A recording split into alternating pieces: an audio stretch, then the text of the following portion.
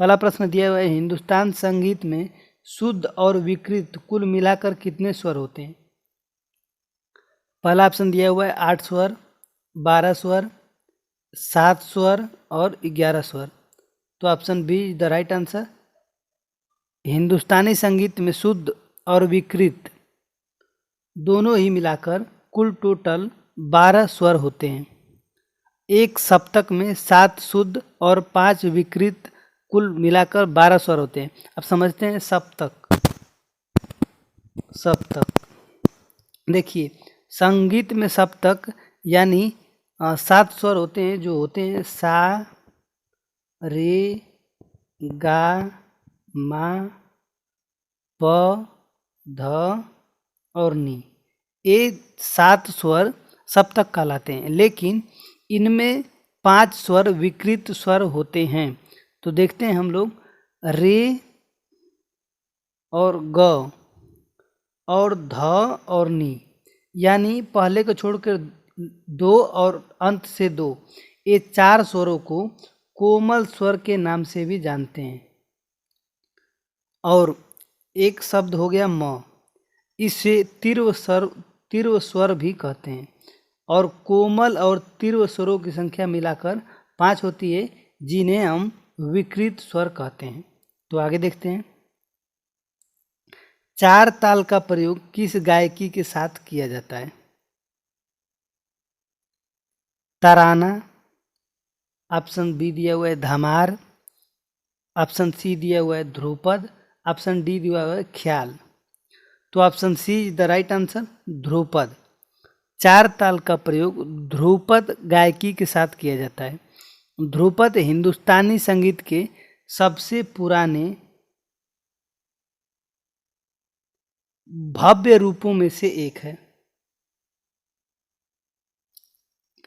अकबर के शासनकाल में तानसेन और बैजू बावरा से लेकर राजा मान सिंह तोमर के दरबार तक ध्रुपद गाने वाले मिलते हैं।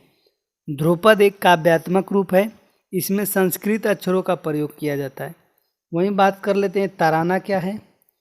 तो तराना के बारे में, यह एक कर्कश प्राकृतिक रूप से एक राग है, जो अमीर खुसरो को इस विधा का जनक माना जाता है। वहीं बात करते हैं ख्याल के, तो ख्याल एक फारसी शब्द है, यह एक फारसी शब्द है। इसका अर्थ होता है विचार या कल्पना, विचार या कल्पना। इस शैली के उद्भव का श्रेय अमीर खुसरो को दिया जाता है। ख्याल को शास्त्रीय स्वरूप प्रदान करने का श्रेय सदानंद नियामत खां को है। अगले प्रश्न की तरफ बढ़ते हैं। अगला प्रश्न दिया हुआ है, इनमें से कौन सा तबला वादक नहीं है? जाकिर हुसैन, पंडित किशन महाराज, रामदास शर्मा, अहमद जान थिरकवा। तो option C is the right answer, Ramdas Sharma tabla वादक नहीं है, जबकि जाकिर हुसैन, पंडित किशन महाराज, अहमद जान थिरकवा तबला वादक हैं। और बात कर लेते हैं तबला वादक में, एक और नाम याद आप लोग रख लीजिए, गुदई महाराज, ये भी तबला वादक हैं, गुदई महाराज। अगले प्रश्न की तरफ बढ़ते हैं। प्रमुख राष्ट्रीय खेल कहाँ आयोजित हुए? पहला राष्ट्रीय खेल कहाँ आयोजित हुए? मुंबई, नई दिल्ली, कोलकाता, चेन्नई। तो option option A is the right answer. पहला राष्ट्रीय खेल मुंबई में 1940 ईस्वी में आयोजन किया गया। प्रत्येक 2 वर्ष बाद राष्ट्रीय खेलों का आयोजन किया जाता है। इन खेलों का भारतीय ओलंपिक खेल के नाम से भी जाना जाता है। भारत पहली बार 1920 में ओलंपिक खेल में भाग लिया। भारत ने ओलंपिक में 1920 में पहली बार भाग लिया। 1924 में ओलंपिक खेलों में भाग लेने के लिए खिलाड़ियों के चयन हेतु पहला भारतीय ओलंपिक खेल 1924 में लाहौर में आयोजित किया गया। इस खेल का 9वां संस्करण मुंबई में 1940 को आयोजित किया गया, जिसमें इसे राष्ट्रीय खेल नाम दिया गया। पहला आधुनिक राष्ट्रीय खेल 1985 में नई दिल्ली में आयोजित किया गया। अगले प्रश्न की तरफ बढ़ते हैं। आज भारत को गीता की नहीं बल्कि फुटबॉल के मैदान की आवश्यकता है, यह कथन किस विचारक ने प्रस्तुत किया है? Swami Vivekananda, Radhakrishnan, Plato, Rousseau. तो option A is the right answer, Swami Vivekananda. आज भारत को गीता की नहीं बल्कि फुटबॉल के मैदान की आवश्यकता है, यह विचार स्वामी विवेकानंद जी का है। शिक्षक वह नहीं है जो छात्र के दिमाग में तथ्यों को जबरन ठूसे, बल्कि वास्तविक शिक्षा तो वह है जो उसे आने वाले कल की चुनौती दे। यह कथन राधाकृष्णन जी के द्वारा कहा गया था। वहीं बात करते हैं, अपने जीवन को संरक्षण के लिए प्रत्येक व्यक्ति को अपनी जान जोखिम में डालने का अधिकार है, यह बात रूसो ने कही थी। अपने जीवन को संरक्षण के लिए यानी अपने जीवन के बचाव के लिए प्रत्येक व्यक्ति को अपना जान जोखिम में डालने का अधिकार सभी व्यक्ति को है, यह कथन रूसो का है। आगे देखते हैं अगले प्रश्न को। अगला प्रश्न दिया हुआ है, केंद्रिक बीज की संतति है? आधारीय बीज, प्रजनक बीज, प्रमाणित बीज एवं पंजीकृत बीज। तो option B is the right answer, प्रजनक बीज। प्रजनक बीज को ब्रीडर सीड के नाम से भी जानते हैं। आनुवंशिक शुद्धता का उत्पादन उन कृषकों को उपलब्ध होना उत्तम बीजों का उत्पादन निर्भर रहता है। प्रजनक बीज उत्पादन का कार्य भारतीय कृषि अनुसंधान केंद्रों और राज्यों के कृषि विश्वविद्यालयों द्वारा किया जाता है। इस बीज की थैली पर सुनहरे पीले रंग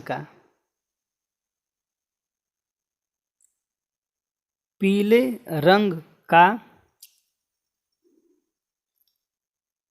बीज के विवरण का लेबल लगा होता है। वहीं बात करते हैं आधार बीज की, यानी आधारीय बीज यानी फाउंडेशनल सीड। फाउंडेशनल सीड यह बीज प्रजनक बीज की संतति होती है, जिसे बीज प्रमाणीकरण संस्था की देखरेख में निर्धारित मानकों पर पाए जाने पर प्रमाणित किया जाता है। आधार बीज की थैलियों पर सफ़ेद रंग का प्रमाणीकरण टैग यानी लेबल लगा होता है। वहीं प्रमाणित बीज की बात करते हैं तो इसमें द्विगुणन कर प्रमाणित बीज तैयार किया जाता है, जिसके बीज प्रमाणीकरण संस्था द्वारा निर्धारित मानक अनुसार पाए जाने वाले प्रमाणित किया जाता है। बीजों की थैली नीले रंग का टैग लगा होता है।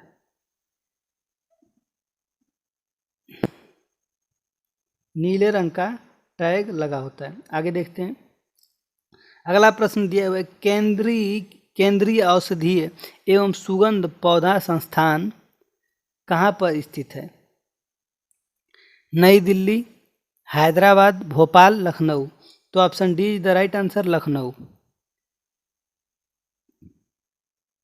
अगले प्रश्न की तरफ देखते हैं। मार्मलेड नामक बनाने के लिए सर्वाधिक उपयुक्त फल है? जामुन, केला, माल्टा, बेल। तो option C is the right answer, माल्टा। मार्मलेड बनाने के लिए सर्वाधिक उपयुक्त फल माल्टा है। माल्टा एक नींबू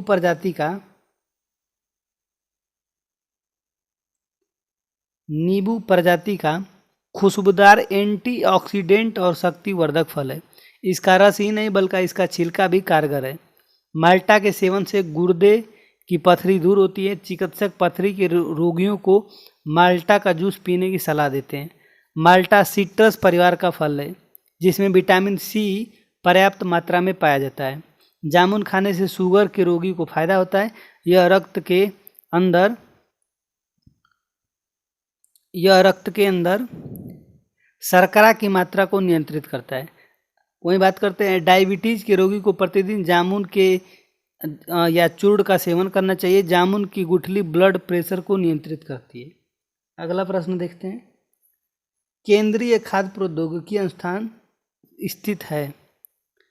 केंद्रीय खाद्य प्रौद्योगिकी अनुसंधान स्थित है महाराष्ट्र, नई दिल्ली, कर्नाटक, इनमें से कोई नहीं। तो option C is the right answer, Karnataka. अगले प्रश्न की तरफ बढ़ते हैं। अगला प्रश्न दिया हुआ है, जैली बनाने के लिए किस परिरक्षक का प्रयोग होता है? पैक्टिन, शर्करा, सल्फाइड, सल्फर डाइऑक्साइड। तो option B is the right answer, शर्करा। जैली बनाने में शर्करा परिरक्षक का प्रयोग होता है। जैम या जेली एवं स्क्वैश का परीक्षण चीनी द्वारा किया जाता है। चीनी के द्वारा प्रयोग से खाद्य पदार्थ की नमी में कमी आती है, जो प्रदूषण करने वाले जीवाणुओं की वृद्धि को नियंत्रित करता है। पैक्टिन सेल की दीवार को संरचनात्मक अखंडता, शक्ति और लचीलापन भी प्रदान करता है। जब पैक्टिन को चीनी के साथ गर्म किया जाता है तो उत्पाद मोटा होना शुरू हो जाता है। यह व्यापक रूप से जैम, जेली या मुरब्बा बनाने में किया जाता है। फलों के रस से जेली बनाई जाती है, जबकि फलों के गुर्दों से जैम बनाया जाता है। नमक एवं खाद्य तेलों का उपयोग सूक्ष्म जीवों की वृद्धि रोकने के लिए सामान्य रूप से किया जाता है, अतः इन्हें परिरक्षण कहते हैं। क्या कहते हैं? परिरक्षण कहते हैं।